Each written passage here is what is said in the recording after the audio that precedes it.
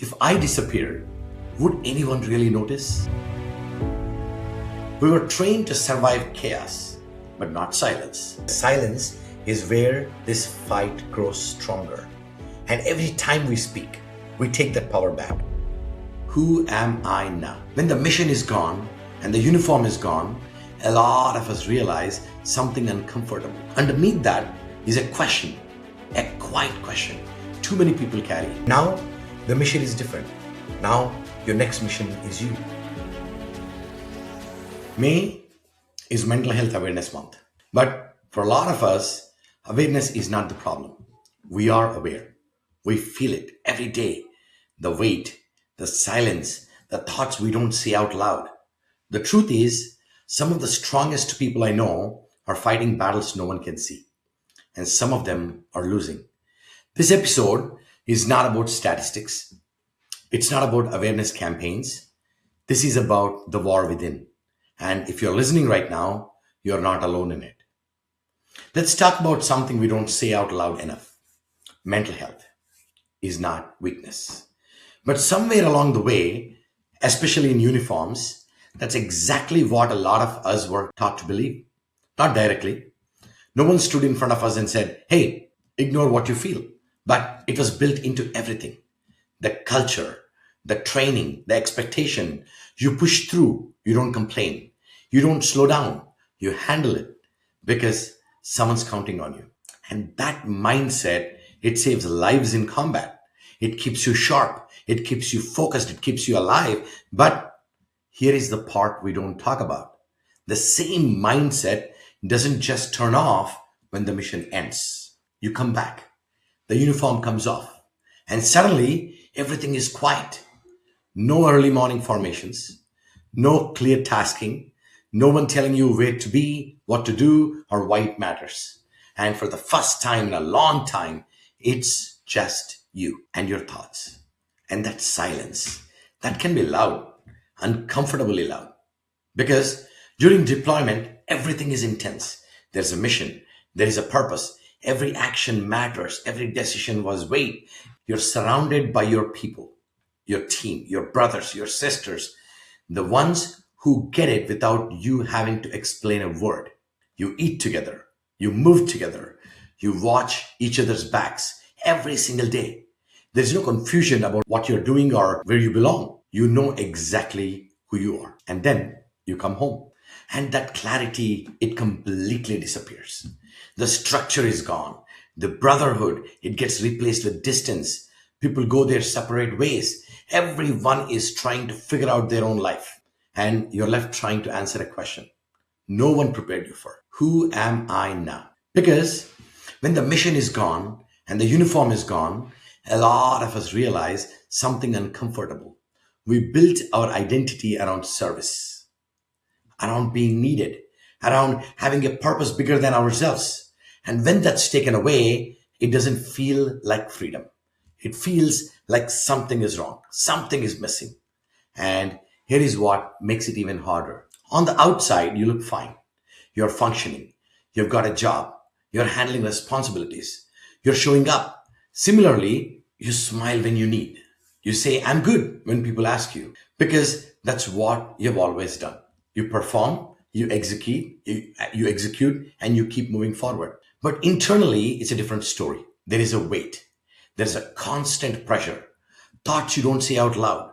Questions you don't have answers to, and a feeling that's hard to explain to anyone who has not lived it. Because from the outside, it looks like you've got everything under control, but inside, you're trying to hold the line. And that's the reality we don't talk about. That you can be strong, capable, successful, and still be struggling. That you can be surrounded by people and still feel alone. That you can be doing everything right and still feel like something is not right. We were trained to survive chaos, but not silence. We were trained to push through pain, but not sit with it. We were trained to complete the mission, but not always taught what to do when the mission is over. And if any part of this feels familiar to you, then you already know. This is not just about awareness. This is about reality. The kind we don't post about, the kind we don't bring up in conversations, the kind we carry quietly. There is a moment when it doesn't feel dramatic anymore. It's not pain, it's not even sadness, it's just nothing. And that nothing is dangerous. Because when people think about struggle, they picture something loud, breaking down, crying, losing control, but that's not how it always shows up. Sometimes it's quiet. So quiet no one sees it coming. Let me tell you about someone I call Alex. Alex did everything right. He served, he gave best of his life to the nation, got deployed, took care of his people, the kind of person others relied on. The one who always had it together. When he got out, he transitioned clean. Good job, stable life. On paper, he was winning. But slowly, nothing started to change for Alex. Not overnight. No big moment, just small shifts. He stopped answering calls, told himself he was just busy. He stopped going out, said he needed rest. He started spending more time alone. And at first, it even felt easier. No expectations, no pressure to explain anything, no pretending, just quiet. But that quiet started to grow. Days turned into weeks. Conversations became shorter, connections weaker, and the world around him started to feel distant. Not bad, just disconnected. Like he was watching life happen instead of living it. And then came the numbness. Not sadness, not anger, just flat. The things he used to care about didn't hit the same. The things that used to matter felt irrelevant. And that's the part that scares people the most when they finally recognize it. Because pain at least reminds you you're alive. But nothing feels like disappearing slowly. And here is what Alex never said out loud. If I disappeared, would anyone really notice? Not because he believed no one cared, but because he felt invisible. Now, let me tell you about someone else. I'll call him Vince. Vince didn't go quiet. He stayed busy, always moving. Work, projects, responsibilities. From the outside, he looked unstoppable. But what no one saw was that Vince was not staying busy to get ahead. He was staying busy so he didn't have to sit still. Because the moment things slowed down, the thoughts started showing up. The questions, the memories, the weight he never processed. So he filled every second he could, kept the noise going, kept moving forward, because stopping felt like falling apart. And that's the other side of this. Not everyone isolates physically. Some people isolate in plain sight, surrounded by people, but still alone, smiling, performing, showing up, but never letting anyone in. And over time, both paths lead to the same place: disconnection from others, from purpose, and eventually from your own self. This is the silent spiral. It doesn't hit all at once, it's gradual, it's subtle, it's very easy to justify and easy to ignore. I'm just tired. I just need space. I'll deal with it later. And later keeps getting pushed until one day you realize you've been carrying something heavy for a very long time and you've been carrying it alone. And the hardest part, by the time you recognize it, you've already built walls between you and the people, you and the society, the people who might have helped. That's why this matters. Because this doesn't look like weakness, it looks like control. It looks like independence. It looks like I've got it handled. But underneath that is a question, a quiet question too many people carry. Does it even matter if I'm here? If you've ever felt that, even for a moment, that you understand this is not about being broken. This is about being human. This is about being human in a fight no one trained us for. So the question is, if so many of us feel this, why don't we talk about it? Why do strong people go quiet when the fight becomes internal? It's not because we don't know something wrong. Most of the time we do. We feel it. We just don't say it. And the reasons they run deep. The first one is very simple. I don't want to look weak.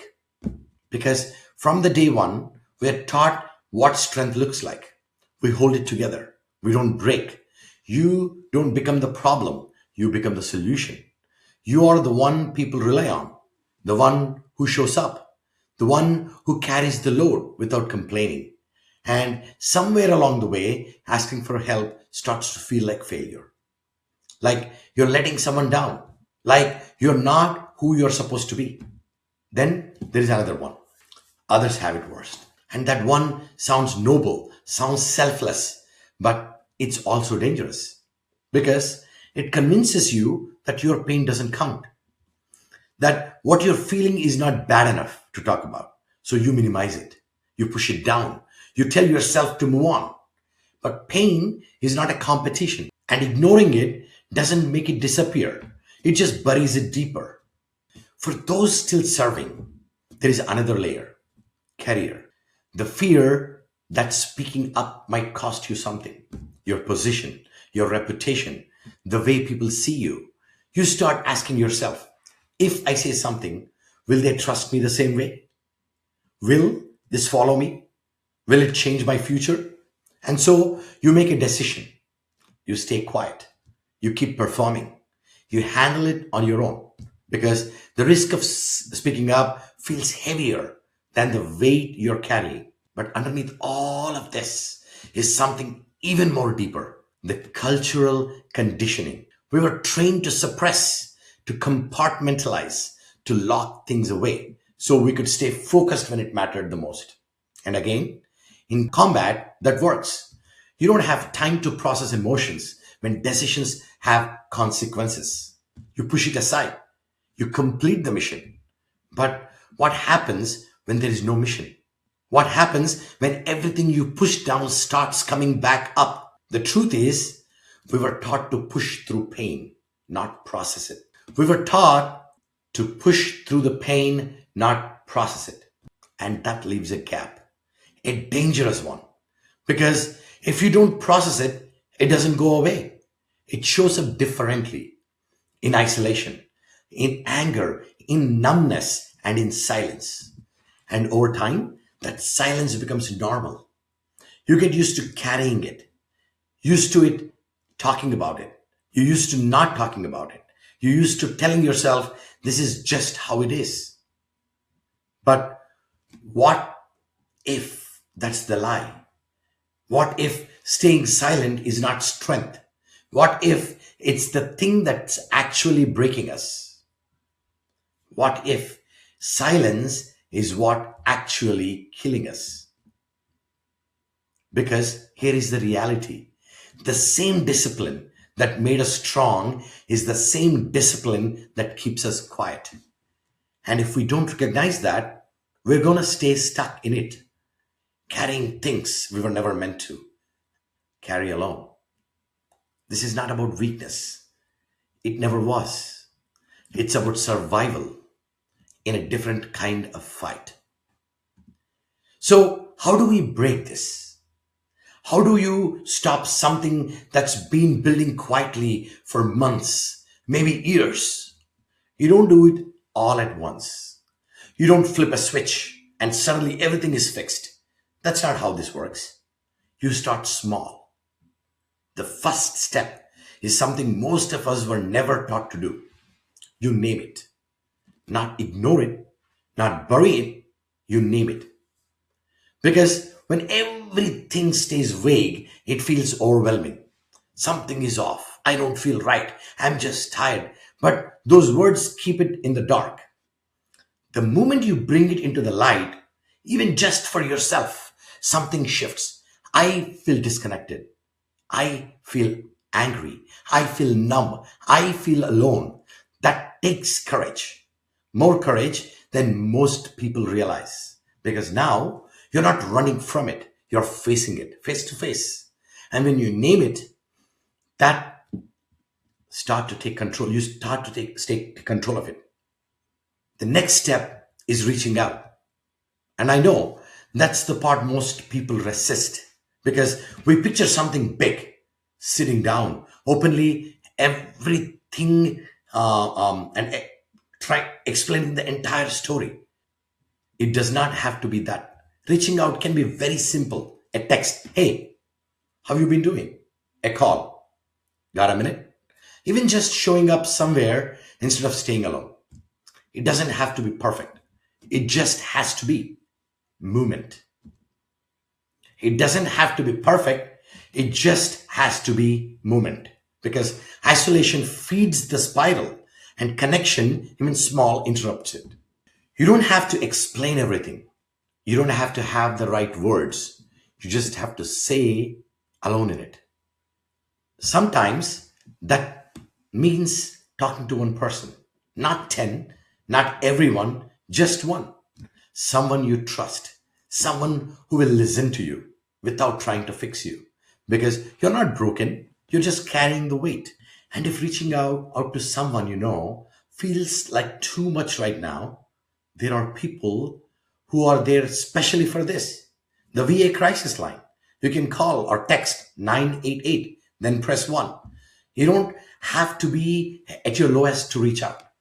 You just have to not want to carry it alone anymore. There are peer support groups, veterans who understand without you having to explain the background, people who have been there, who have felt it, who know what that silence feels like. And let's talk about something directly: therapy. Somewhere along the way, it got labeled as weakness. Like if you need to talk to someone, you could not handle it on your own. But think about this. In every other part of life, we rely on experts, training, coaching, guidance. No one questions it. But when it comes to the mind, suddenly we are expected to figure it out all by ourselves. That doesn't make sense.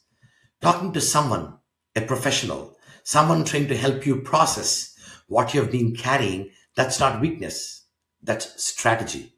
That's discipline applied in a different way. You don't have to win the war today. You just have to stay in the fight. You don't have to win the war today. Remember, you just have to stay in the fight.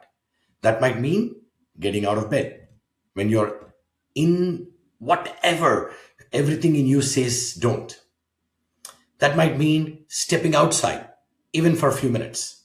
That might mean sending that one message, even if you don't know what to say next. These are not small things. These are acts of resistance against isolation, against silence, against the idea that you have to carry this alone. Because the goal right now is not perfection. It's not fixing everything overnight. It's breaking the pattern, one step at a time. And if you're still there, still listening, then you're already doing that. And before we move forward, I want to take a moment to talk about something important. There have been changes, real changes in how support is available for veterans right now. If you have not checked in with the VA recently, things are not exactly the same as they were a few years ago. The biggest one is access. Today, more veterans are eligible for care than ever before. Even if you don't have a service connected disability rating, you may still qualify for VA healthcare. That's a big shift, and a lot of people don't realize it. There are also expanded mental health services, including same day help in many locations, telehealth options. So you don't have to walk into a facility, and more focus on peer support. Veterans talking to veterans, people who understand without you having to explain everything from the beginning. And I want to say this clearly: reaching out to VA today is not what it used to be for a lot of people. Is it perfect? Of course not. But is it improving? Hell yes. And if you have been holding back because of what you have experienced before, it might be worth taking another look. And if you're not ready for that, that's okay. Just know this: you have options. The US Department of Veterans Affairs has expanded access. The Veteran Crisis Line is available 24/7. Call or text 988, then press 1. And there are communities right now filled with people who understand exactly what this feels like. You don't have to figure all of this out today. You just have to know there are some doors open. There are more doors open than you think. And when you're ready, even just a little, take one step towards one of them. If you're listening to this and something inside you feels heavy, I want you to hear this clearly. You're not broken. You're carrying more than most people can see. The weight, the thoughts, the things you have pushed down just to keep moving forward. That doesn't make you weak. It means you have been strong for a long time. But strength doesn't mean you have to carry everything by yourself. And I know for a lot of you, that's how it feels. Like if you put it down, everything might fall apart. Like if you say it out loud, it makes it real. So you keep it inside, you manage it, you control it until one day it starts controlling you. Listen to me. You don't have to have perfect words. You don't have to explain everything. You don't even have to understand all of it. You just have to not stay alone in it. You don't have to carry it alone. There are people who will listen, who will sit with you in it without judgment, without expectations. People who won't see you as weak, but as someone who finally chose not to fight alone.